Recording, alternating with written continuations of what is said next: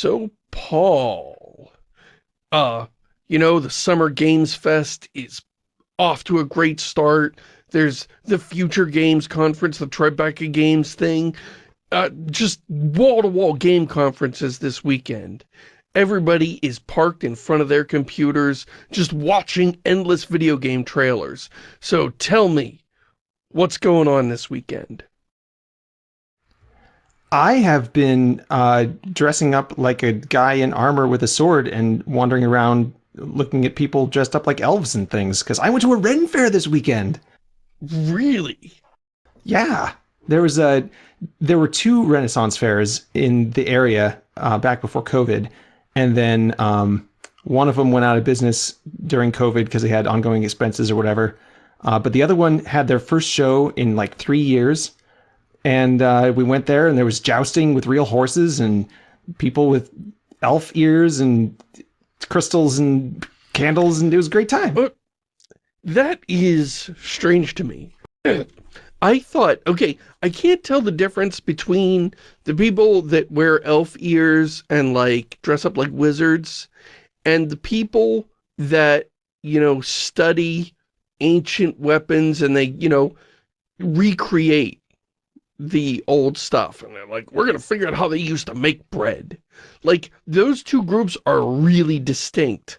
But, like, I thought the Ren Fair was the people that recreated the old technology stuff, and like, we're gonna forge a sword. There were some of those there. To my understanding, the real like technical anachronistic people are the SCA, the Society for Creative Anachronisms. They're the ones who do like really accurate period wear and that kind of thing. Although in other places there may be different organizations.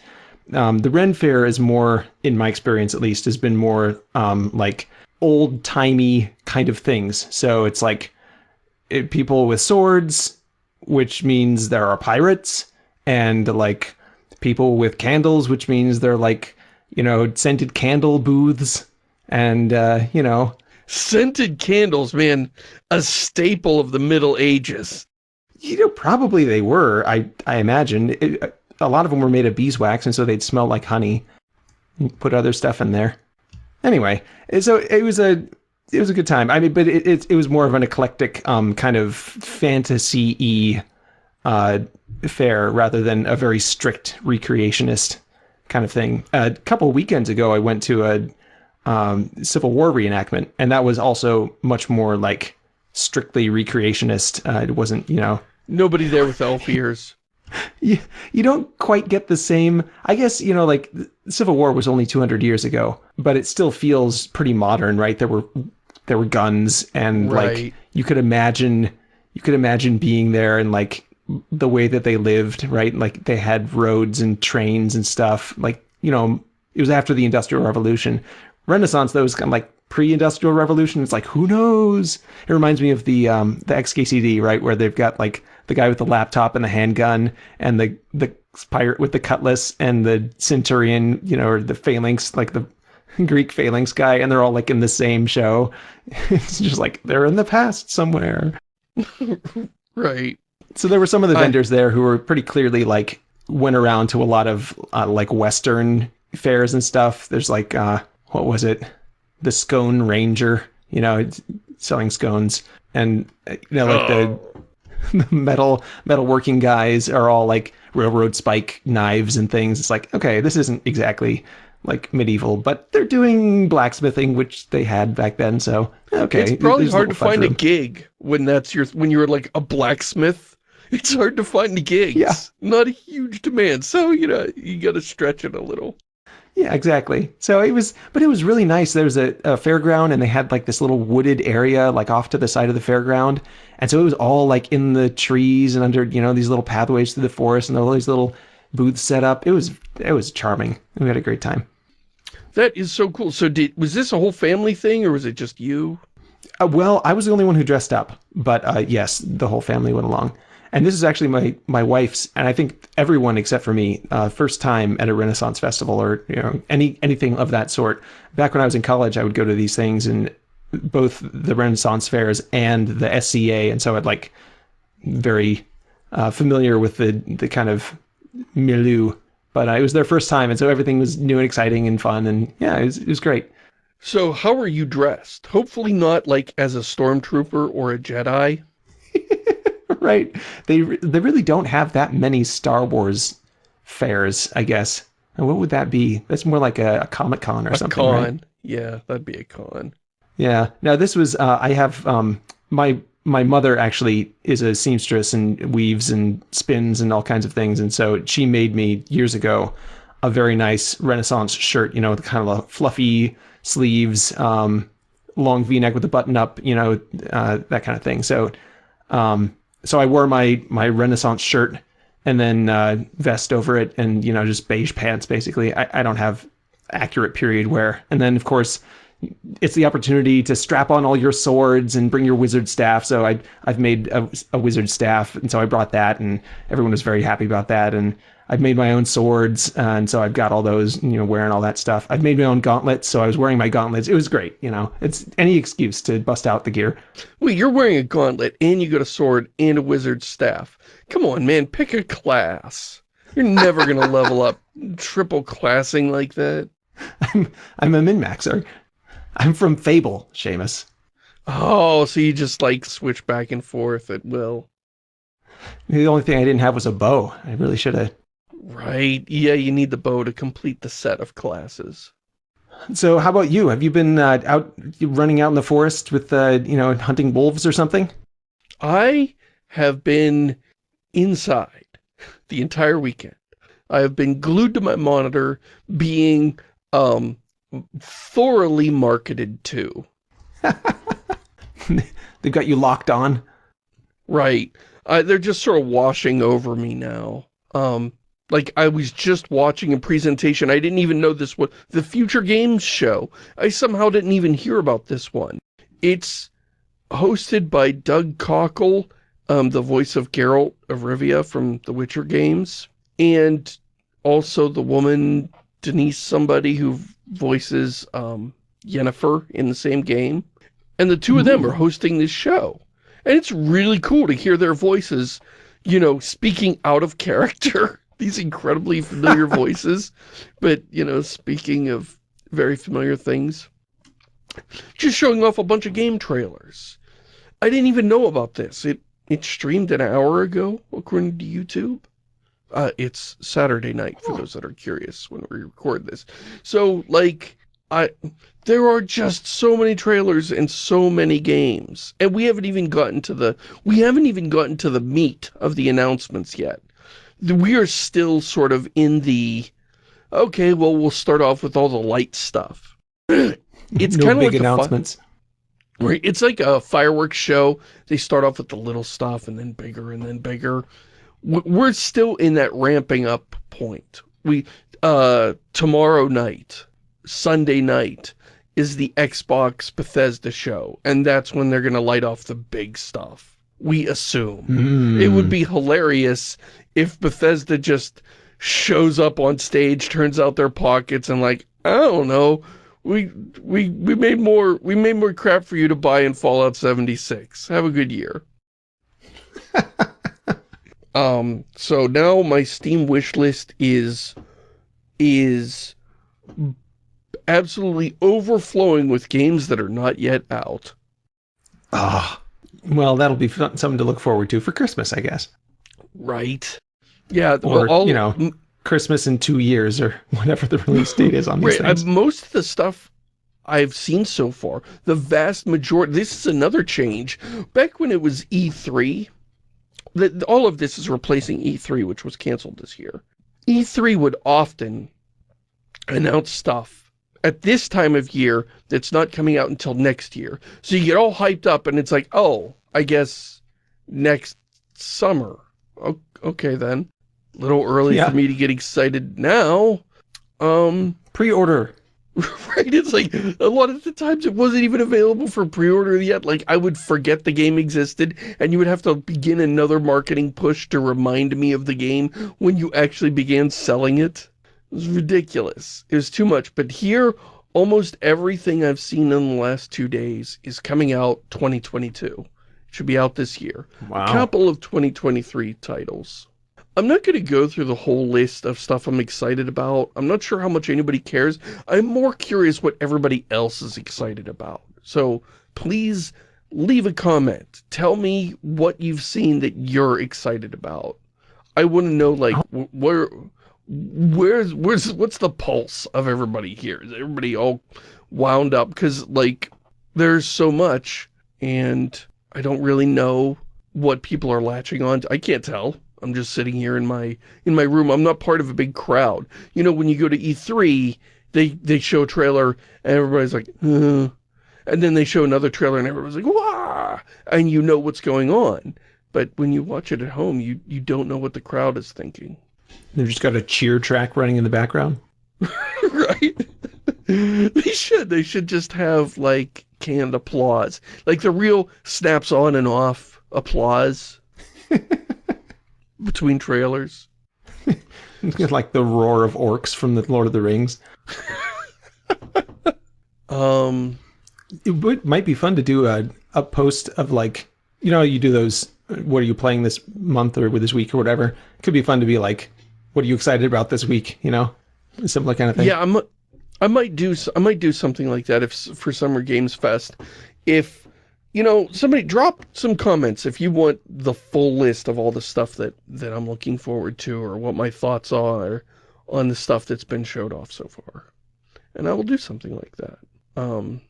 The only other story, I'm not going to really cover this, but the other great story that's been going on is the story of Diablo Immortal. That's the huge story right now. Have you heard anything about this? I haven't heard. No, nothing. It was you might remember a few years ago, there was the controversy where everybody went to BlizzCon, and Blizzard did their big announcement for what they're making, and everybody's like, is it Diablo 4? Is it StarCraft 3? Is it, you know, right? You're finally going to bring back the Vikings franchise that we remember from the 90s. And they're like, hey, we're making a Diablo game for mobiles. And the crowd was and just... They didn't even, like, say that it was exclusively for mobile. They had to, like, someone had to come up and ask at the mic, like, during the Q&A. They're like, is this going to be available on PC? And he's like, pfft. The presenter's like, why would it be available on PC? Everyone has phones. And it was just like, you guys have pin drop silence. You guys have phones, don't you? That the most famous line from that presentation is like, man. Just like, do you not know the crowd you're in front of? Like, how did you get here? Your audience, why are you here? What is it you do here? Okay, so that's the context. So what happened? Yeah. So Diablo Immortal has come to PC. They did move it to PC. They were, even though we all have phones, they brought it to the PC anyway. And it is the most horrendously monetized game. Just all of the ugliest, just like the worst of the worst of the monetize, like the most insidiously. It's not clumsy about it. It's let you play for about 12 hours and then the hooks start, then all of a sudden, boom, your leveling slows to a crawl and you can't get anywhere and nothing works. And they just, it's time to start paying money. And once you do get into it, it looks like you need to pay a little bit. And once you've paid a little bit, you realize, well, if I just paid a little bit more, I'd get a lot more for my money. And then once you've paid a little bit more, you realize, oh, this isn't really helping enough. I need to pay, well, I don't want that previous money I put in to go to waste, so I better put in a lot more money.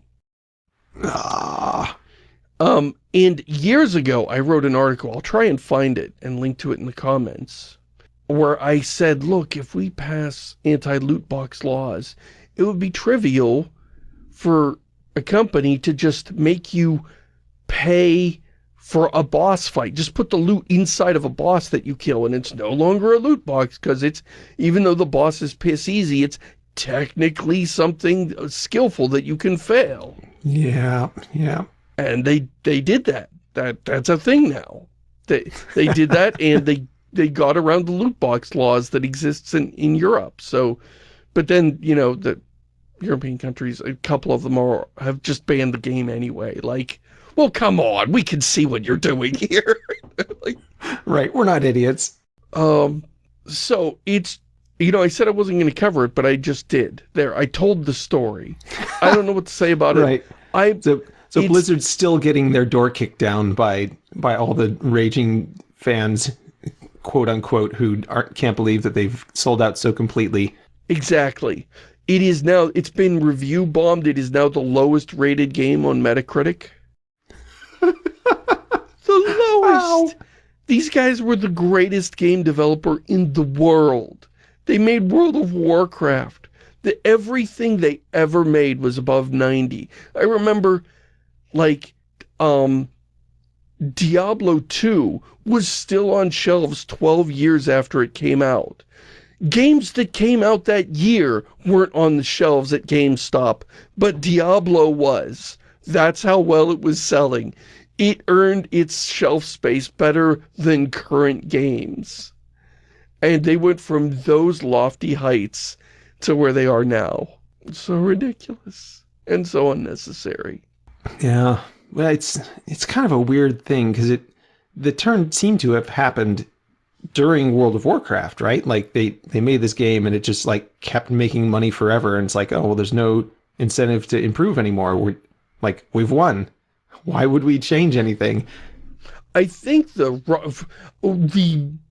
I'm not as big a Blizzard fan as some, but I think the impression I get from the community is that the rot has set in the last 10 years. So they were pretty good in the aughts, like between 2004 and 2010 or whatever. They were doing all right. And then at some point in the last 10 years, it all started to fall apart. When did they get purchased by Activision? That's a good question. Let me look. Oh, 2008. So, yeah. Last 10 years. That's about how long it takes to digest a company. Like, that's... Yeah. Yeah. Yep. It seems really weird that they would have done that. Like, they were making so much money on World of Warcraft. Why would they sell?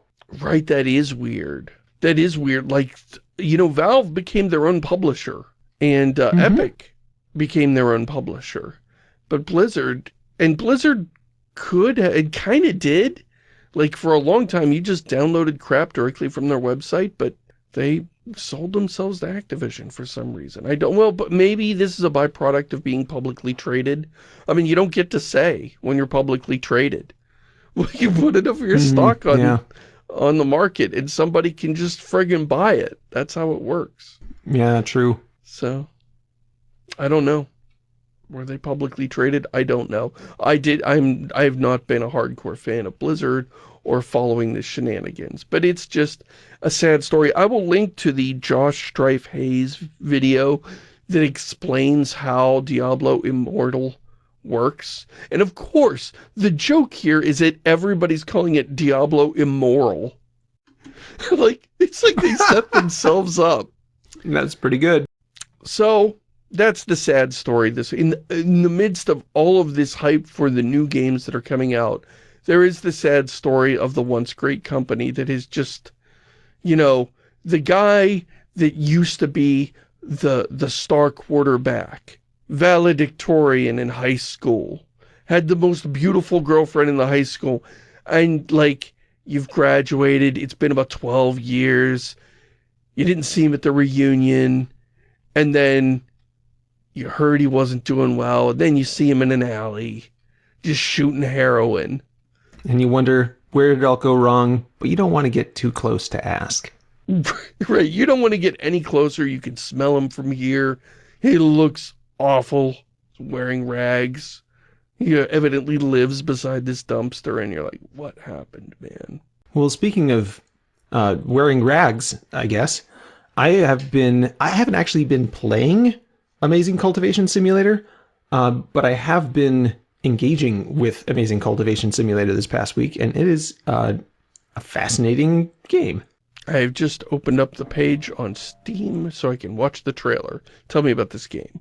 So it's basically Dwarf Fortress, but instead of being founded loosely on European mythology, it is founded fairly strictly on Chinese not exactly mythology, but like Chinese spiritualism, I guess.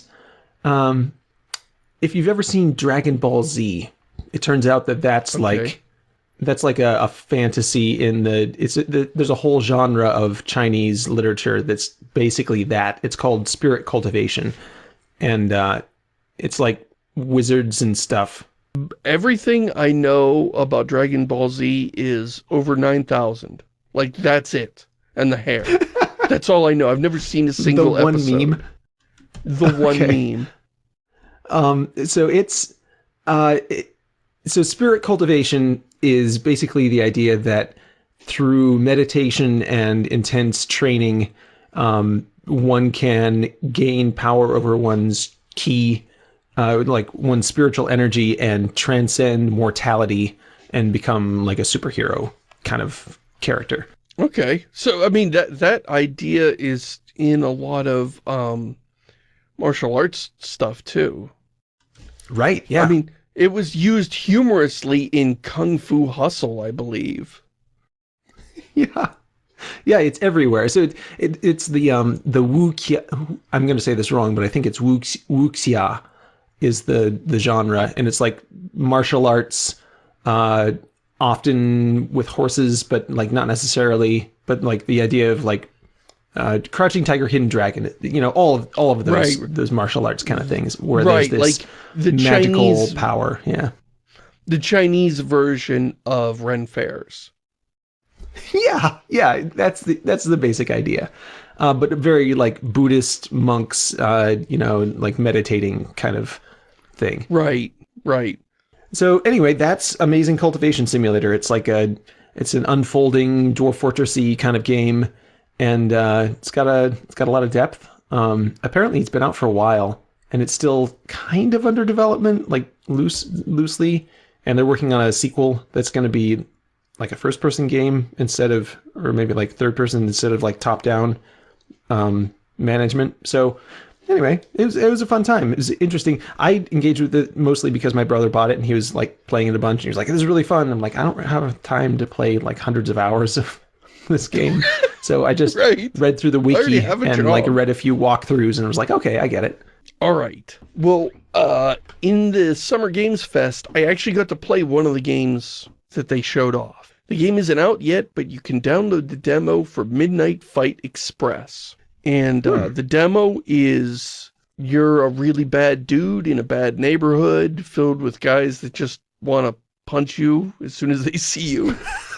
And there's some techno music thumping in the background. And I didn't hear the rest of the pitch because as soon as I saw that, I had already jumped over to Steam and wishlisted it. So I don't know what the other features are. But I downloaded the demo, and it is very close to, I think it might be very close to a Batman replacement for me. Hmm. I really loved the Batman games, and then they stopped making, well, they turned it into a car game, and then they stopped making them. They're like, And, I guess people don't like Batman anymore. right? And it was just, the stuff I loved was gone in Arkham Knight. And so I've been really hurting and wanting, a game to come back to that. And it's very hard for me because a lot of stuff in this genre gravitates toward punishingly hard. And of course, that's not my thing. And, I do not have the skill level to, like, master one of these I don't have the skill or the patience for one of these really tough games. But Midnight Fight Express was not too much for me. And I'm not sure if it's enough like Batman to suit me or not. My first few minutes with the game were really frustrating. It was like, okay, here's your block button. You hit Y to block. All right, I can do that. I block. And it's like, if you get the timing right, you can do a parry. And I'm like, well, I better figure that out. And I spent the next 5 minutes. Oh, maybe that was too late? Was that too early? Was that too late? Was that too early? I don't know. Just trying all these different timings. Somebody just stand there, wait for them to take a swing at me, tap Y. Nothing happens. Tap Y, nothing happens. Tap Y. Oh, there's a prompt. What was that? That was up way too quick. So apparently, if you are frame perfect, it will give you an opportunity to hit back. But even it's not like if you manage to hit it, you just automatically get that. It's, if the timing is perfect, you will get another button prompt, which you then need to, like, register and hit that other button in a tiny fraction of a second. Oh, and so it's like a button combo where you hit block and then immediately hit attack or whatever, just in case you got the timing right. Right.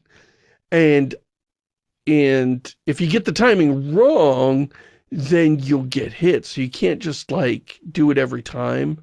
And it was just, I got it once out of trying 50 times. And I'm like, all right, this game is clearly way too... I'm never going to get this. But then I stuck with it for a little bit more, and I unlocked, like, some other kind of blocking. And then suddenly it even put a prompt above a guy's head. Hey, hit Y to counter this guy. And I was like, oh, now it feels exactly like Batman. So I'm not sure. It's like half of this game wants to be super frame perfect moves, and the other half is just sort of being a more rhythmic kind of thing like Batman. I don't know. I'm either in love with this game or I need to stop playing it right away. Like so many relationships. Right? And I'm not sure which way it's going to go. I'm worried that I'm going to get a few levels into it and realize, oh, I need to be hitting these frame perfect timings to get anywhere. And, I should not have invested time into this game. So, I don't know. This could be my favorite game this year, or it could be something I need to drop right now. And it's very stressful not knowing which way it's going to go. Yeah. Well, speaking of stressful things, I was out racing. I was street racing the other day. Wait, what? In real life? In a real car? In the real world? No. I mean, it was in real life, but I was rollerblading street racing. Oh. And that's still pretty cool. Turns out I've still got it. I've still got wheels. I was able to smoke them. Of course, I mean, like, this is against all my kids' friends, so it wasn't exactly a huge accomplishment. So what you're telling me is that you out rollerbladed a bunch of children. But you introduced this topic by telling me you want a street race. Yes. I mean, they were all on bicycles, so I think I had a handicap, honestly. You should go into marketing. But I bring it up because my kids have been playing Roblox, and apparently, like, World of Warcraft has kind of permeated the culture to such a degree that it's, like, just expressing itself inside Roblox. They don't know that it's World of Warcraft, but, like, after we were done rollerblading, they're like, Dad, you're Mythic tier in rollerblading. And I was like, why do you know that? Like, what? How do you know what Mythic tier is? So yeah, Mythic tier escaped World of Warcraft and escaped into the wild. Uh-huh. You know, this means that in 50 years, there's going to be a couple of old guys in a nursing home talking about something, and one of them will go, oh, this pudding is Mythic tier. Uh-huh. So that's something we did to the language. Sorry, English. Yeah. Yeah, it was kind of wild. I'm kind of curious, like, how much of geek culture is just like World of Warcraft references. Probably more than is good for any of us. Yeah. There's a lot of that going around. I mean, there's like the whole Dune thing too, right? There's like so much of like fantasy and sci-fi is like references to old works. Yeah. A lot of them completely separated from their original references. Like how much of the stuff we consume is based on the early gen sci-fi stuff that we're blind to? That's the real question. Yeah. Star Wars and Burn of Revenge. So tell me about Homeworld. Deserts of Kharak. Is this a Dune ripoff? Maybe. You know, I didn't think of it that way, but yeah, that fit. I mean, you are on a sandy planet doing stuff, fighting a war against some other sand people. So So it's a Star Wars ripoff. I guess this is a prequel to the Homeworld games, right? This game is weird as hell. It came out a few years ago. I remembered hearing really great things. Everybody said how great the game was, but I didn't play it right then. I wasn't in the mood for an RTS at the time. But then I saw it on sale on Steam for like $8, and I'm like, ah, come on. You know, I'll pay $8 for a really polished RTS. Yeah, sure, I'll check that out. Yeah, sure. This game is weirdly underwritten or overwritten. I don't know how to... Okay, there are a lot of cutscenes. A lot of cutscenes. A lot of talking, a lot of background, a lot of lore. So, the characters in the dramatis personae are like the general, the captain, the flight commander, the head engineer, and Rachel Saget. Okay. So one person in this story has a name and everybody else is some generic. It feels like they're all voiced by the same friggin' guy. And they're all talking to each other about all of this lore, and we gotta find this stuff and describing this path we've gotta take through the desert. And I'm like, you are really front-loading this story. Like, you're making me sit through a lot of exposition that isn't strictly needed. And I wouldn't mind if this was like gonna be some drama. But like, you've only got one named character here. What are you gonna do? And it's really weird, like, okay, command is in place. Notify Rachel, she can move up. And I'm like, this is just weird. It's not even like Lieutenant Rachel or something? No, it's like, okay, we've got our flight group, we've got the air group, we've got our Navy forces, and we've got Bob. You're like, Bob had better be a superhero or something. He'd better be a mythic tier being of some sort. He's been cultivating for years. So that was weird. But then in terms of gameplay, I really did not like it. And I understood what they were doing. The original Homeworld was kind of really slow paced. You know, the spaces between units were very vast. A lot of slow movement. You could see stuff far away. Doesn't work for me at all on the ground in the desert. I kind of want that more punchy, fast, you know, StarCraft stuff. Everybody running in, moving around real fast, stuff blowing up. And instead it's just, you know, two vehicles slowly creeping towards each other in the desert. I mean, they're probably going 100 miles an hour, but, you know, the desert's big. So they're creeping towards each other, slowly whittling each other away with their tiny pea shooters. And then, you know, they get close and they begin circling each other and just drive around in circles, shooting and shooting until one of them blows up. Until one of them just kind of like not like a StarCraft, you know, unit just explodes spectacularly, but sort of like, oh, it's broken now. Gives up quietly. Right. It sort of folds in on itself. And so it's really unsatisfying and slow-paced and weird, and that made sense when it was space battles. But on the ground, that pace just did not work for me. So I'm not sure why everybody went so crazy for this game. Yeah, it felt like it was way too in love with its own underwritten lore. Expected me to care about their one named character. I assume that, I don't remember Homeworld that well, but there was one woman who, like, sort of gave herself to, you know, let herself be loaded into the machine so that she could be the computer for the entire force. So, like, her voice was like, oh, you know, we lost some units, or unit created, like, you know, your commander voice was this woman. And that's probably who Rachel is, and they were like, well, we gotta have her in here. Like, we're probably going across the desert to find the big fancy spaceship that we will leave this world in, and, you know, to lead into the Homeworld series. That's what I assume. To lead into the space okay, adventures. Okay.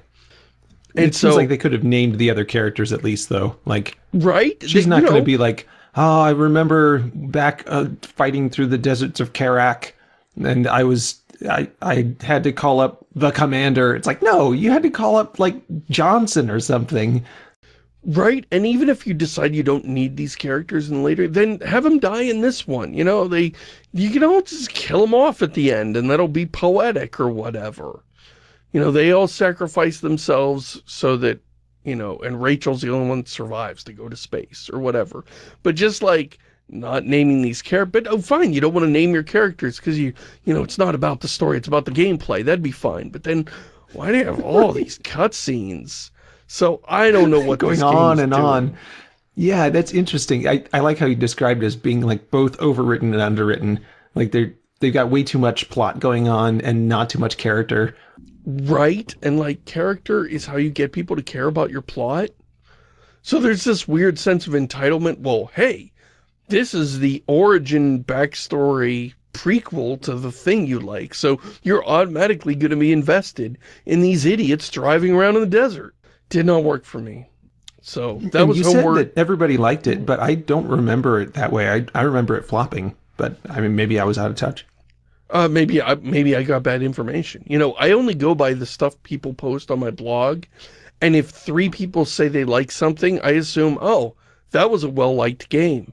If 3 people say they liked it and nobody else comments, I assume, oh, that was a popular game. Let's take a look.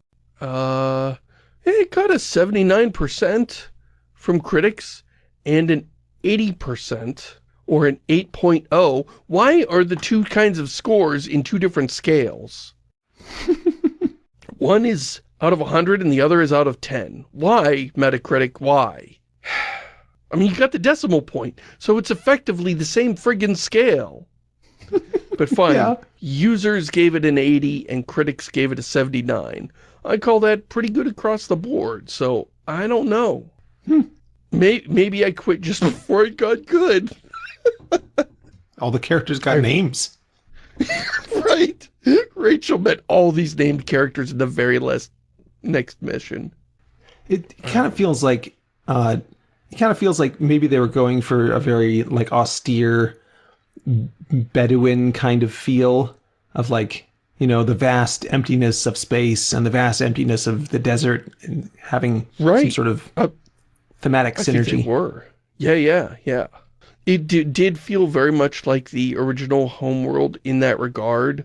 You know, we're just entering this space where there's just this asshole inhabiting it that just can't be reasoned with. Like, all we want to do is get by. You know, we don't want to mess with your stuff. We'll go around. We'll go all the way. No, you're not going to let us go around. You just have to kill us. Just because. All right. So like that's the plot of both games. So they're true to like the spirit of it. It's just, I guess it just doesn't work when you translate space opera to the ground war, or it just made me compare it to other ground-based games, and it didn't work for me. I remember, do you ever play Ground Control? I think it was Ground Control. It was like a tank to Major strategy Tom? game. No, I have no idea what this is. Okay, it felt kind of similar with like, had a bunch of story and it wasn't like cutscenes, but it was, you know, they'd interject with over the radio and talk about this faction and that faction doing stuff. But it was a very like technical, tactical strategy game. It wasn't, you weren't producing units or anything. It was only tactical control. But some of the way that they handled the story reminded me of Ground Control or how you're relaying it. Well, I'd never played it, so I can't say. I'm sorry. So I see this interesting screenshot in the show notes. And it's too small for me to make sense of it. And it's labeled Cyberpunk Spire. I've been staring at it the entire show, wondering what this is. And I can't wait anymore. Please tell me what this is. Is that not the most cyberpunk thing you've ever seen?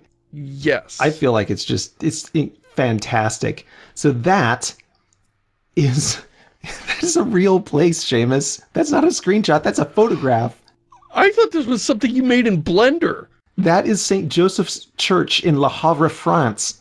Wait, St. Joseph's what? You know, it's crazy. St. Joseph Church of the Cyber God? Isn't it amazing?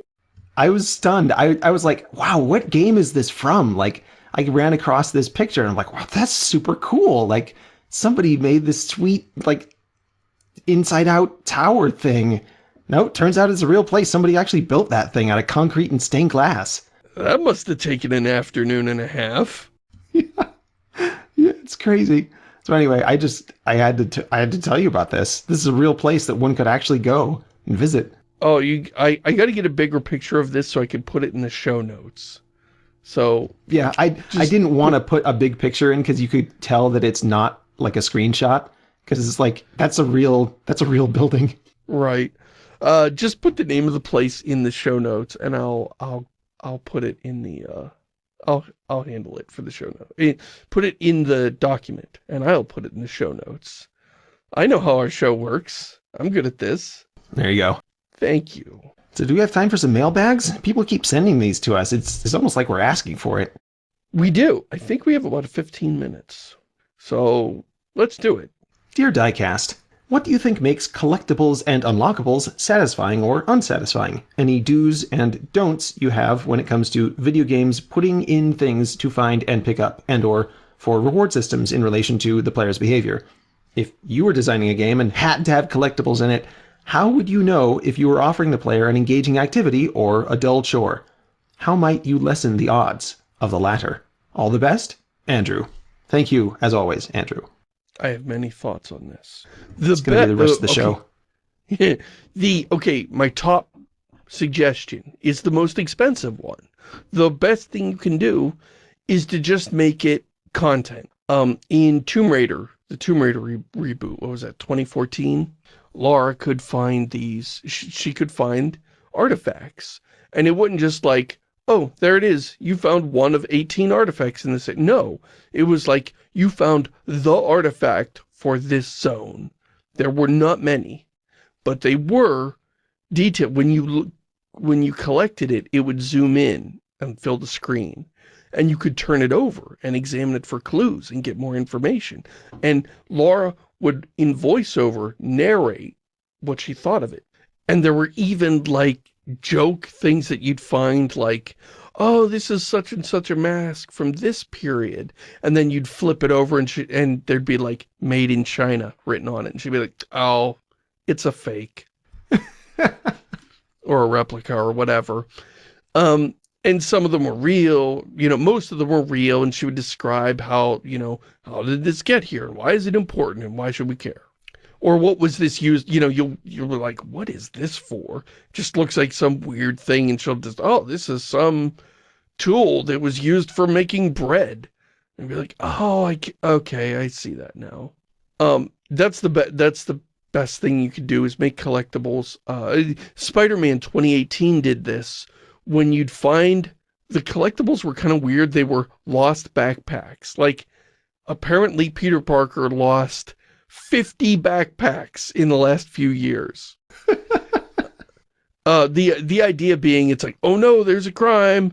I'm on my way home from school. Okay, I'll just go to the top of this building and web my backpack to the wall and run off. And then he wouldn't be able to find it later. So then you come back and find it. Yeah. So, but then when you open it, he's like, oh, look, here's this thing from my science project. Or, oh, I remember I got that the time I fought the rhino. So it was like, it would be a piece of his lore, be a piece of his own backstory. It wasn't like, oh, this is an impossibly overdue homework assignment. Right. There might have been one of those in there as a joke, but most of them would be like some artifact from some event, important event in Spider-Man's history. So it'd be like, here's when I fought this person. So even though this bad guy didn't appear in this game, there'd be a reference to them, and we'd know, okay, Peter has discovered that bad guy. Yeah, that's clever. So like that.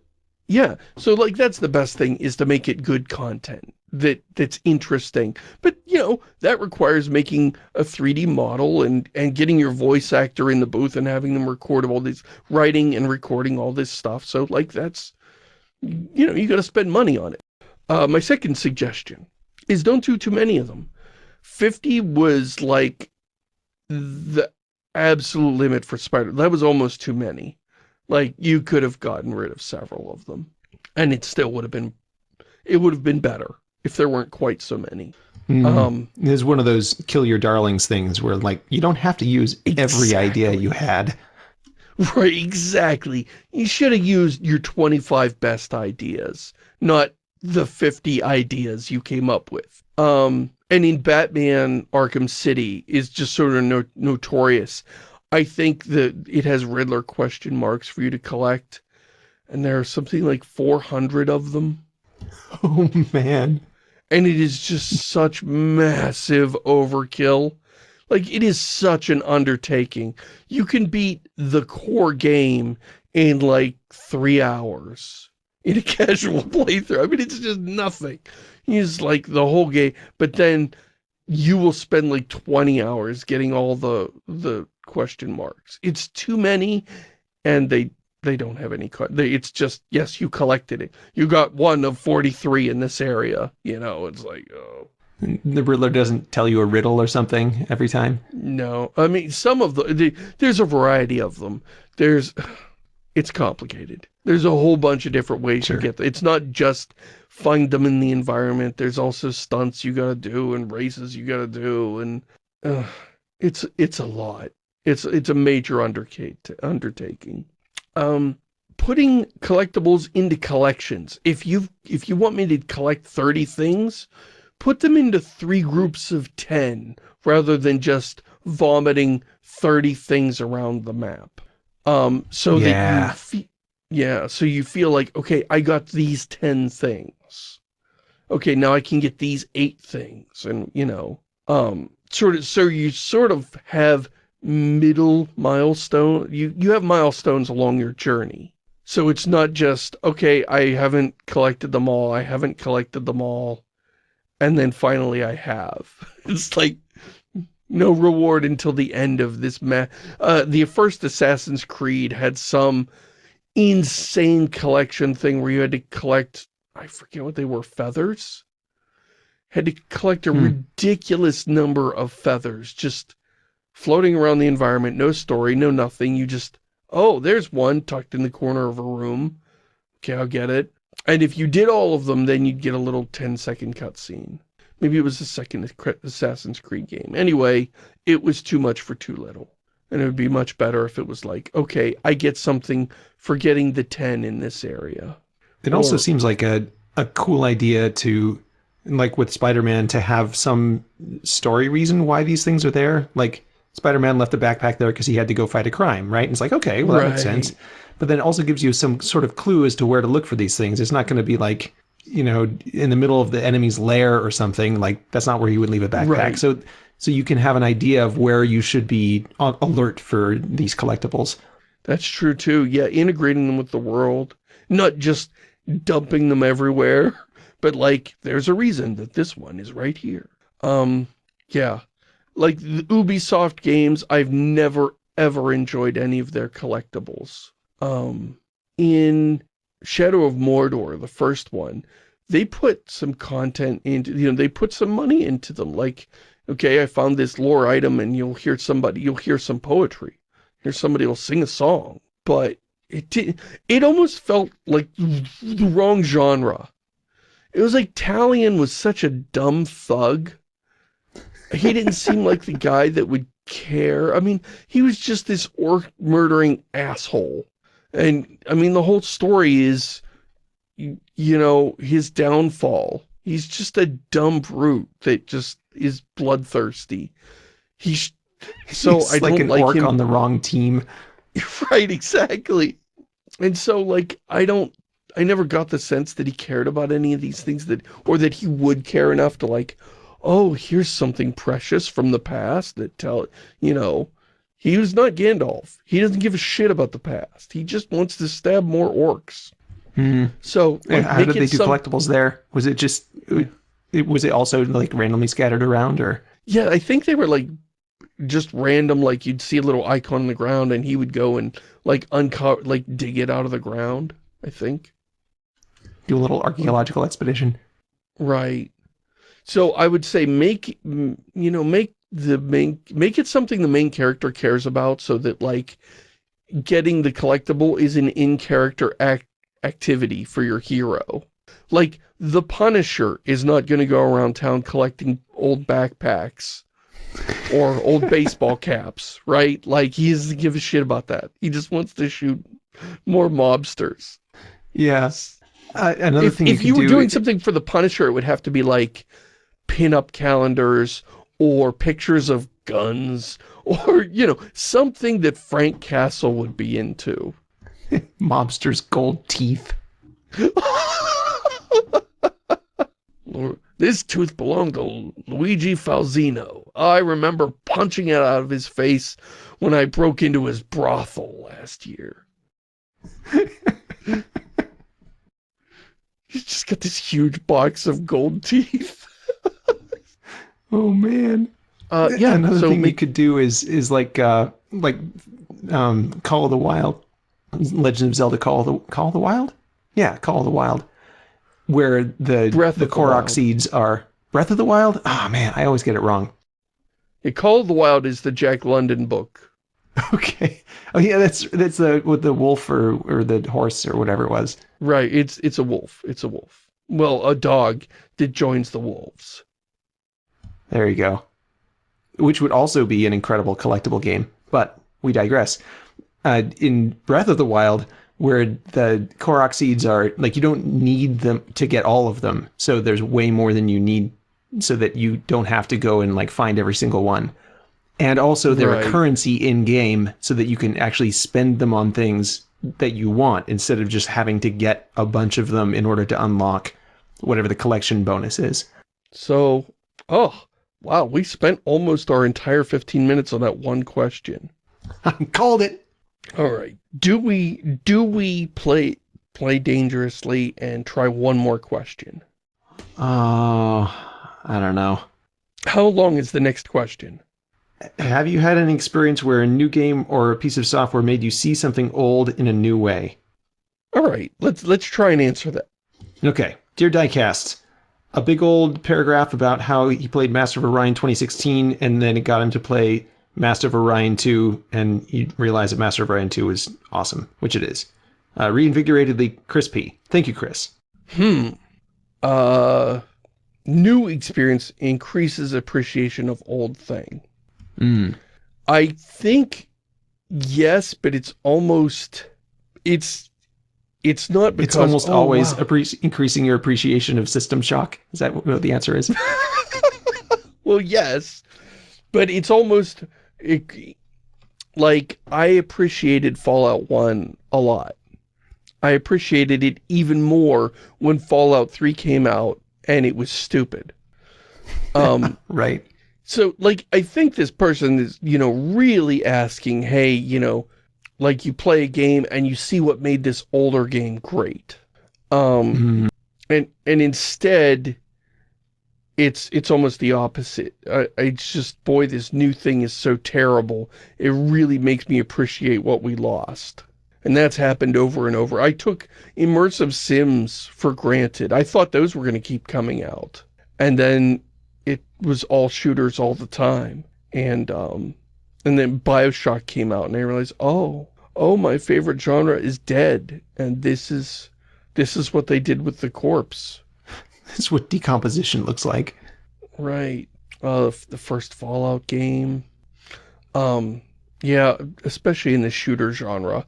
Especially in the aughts, when shooters were really heavily going towards the Gears of War thing. It really made me nostalgic for the 90s. For your Dooms and Quakes and Heretics and Hexens. And, boy, and, back then we didn't have all the retro shooters that we have today. There was just nothing. It was just gears of cover shooting. Yeah. For like a decade. Right. Those were some dark years. The point where I started the website, like 2005 to like 2011, was just a disaster for PC gaming. Except for World of Warcraft. Except for World of Warcraft, yes. But like, yeah. It sucked all the oxygen out of the room. There's nothing left for anyone else. Right. I mean, we did get, we got the Half-Life episodes. That was nice. But mostly PC gaming was in a very bad place back then. Terrible console ports. And so, like, everything that came out in that time period made me appreciate the stuff that had come out 10 years sooner in the late 90s. As far as playing something and seeing why something is great, you know, I really hated Resident Evil 4 when I first played it. It was just the dumbest thing I'd ever seen. And then I kind of played a few more games in the Resident Evil series, and I kind of got what Resident Evil 4 was doing a little bit better. It had to exist in that context. You didn't really understand it isolated. I went into it expecting more Silent Hill, because it billed itself as survival horror. Like, everybody talked about how scary it was. And it not only was it not scary, it was like farcical and ridiculous and insultingly campy, stupid. Yeah, super campy. And if you're expecting serious horror, if you're expecting like the movie Seven, and instead you get super campy goofball nonsense. If you're expecting Seven and you get Sharknado, you're going to be disappointed. If you're expecting Sharknado and you get Sharknado, you'll have a good time. Right. I mean, ideally you'd be like expecting Treasure Island and you get the Muppets Treasure Island. That would be fun, yeah. You know, I don't know if there's some things that diverge from the genre and excel it, as opposed to like just being a different thing. I feel like Total Annihilation was like a game I didn't really appreciate until I played a bunch of other real-time strategy games and like realized like, wow, there's something really special about like how this whole thing came together. I never got there. I came from StarCraft, and it was unlike StarCraft, and I did not get it. Total Annihilation. I remember ordering my unit, and your units have more autonomy in Total Annihilation. Yeah. And so I would order them. You know, I wanted to get my big death ball army.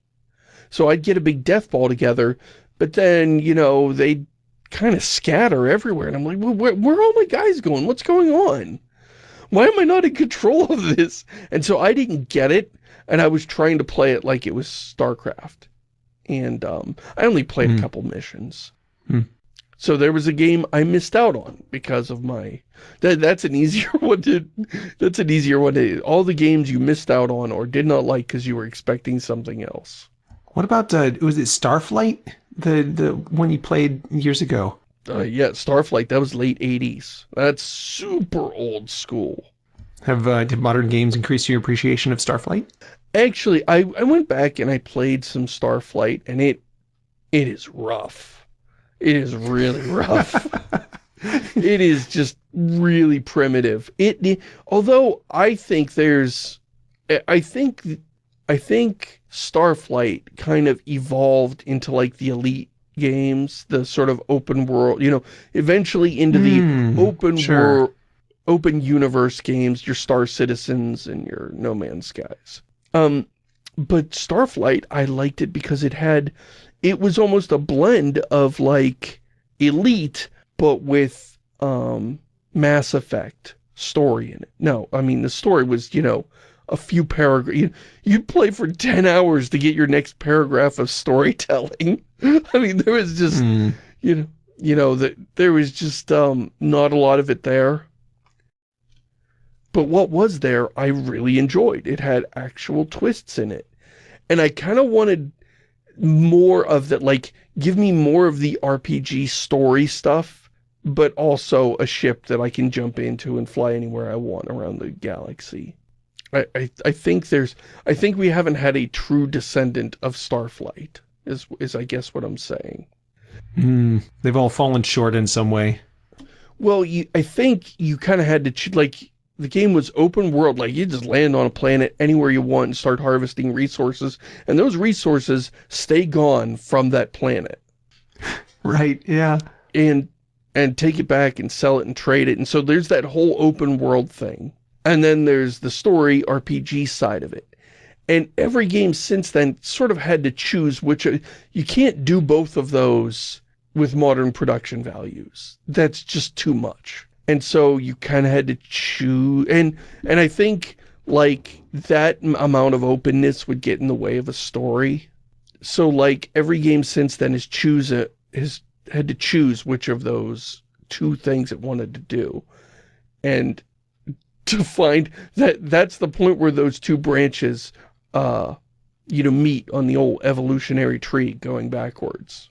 Yeah, it'd be really cool to get back there, though, somehow. Like, right? Maybe with AI art and AI storytelling and proc gen, and we've got to get there somehow. Right? I mean, it's told its story all through text. So, like, yeah, it seems like you could do such cool stuff with just a few images. It'd be brilliant. Well, I feel like we've done a show. Thanks so much to to the both of you that sent in questions that we managed to answer. There's several more questions here, and I'm sure there'll be more next week. If you've got a question for the show, our email is diecast@ShamusYoung.com. Thanks for listening, everybody. Say goodbye, Paul. Huzzah!